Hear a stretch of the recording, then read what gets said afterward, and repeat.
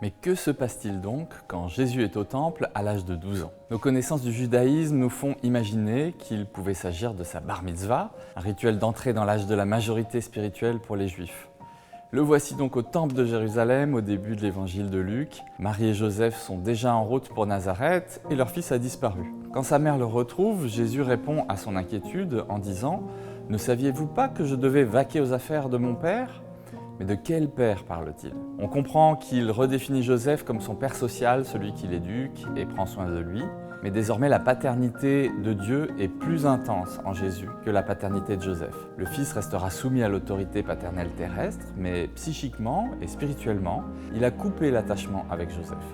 Au tout début de la Bible résonne cette injonction. L'homme quittera son père et sa mère pour s'attacher à sa femme.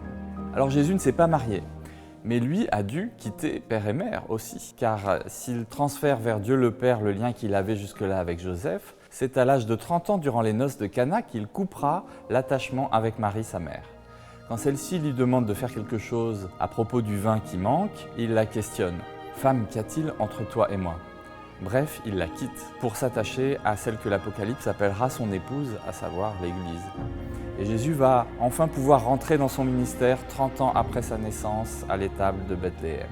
Alors si même Jésus a dû couper les attachements paternels et maternels, comment pourrions-nous échapper à cette expérience, nous aussi, pour rentrer dans notre destinée ?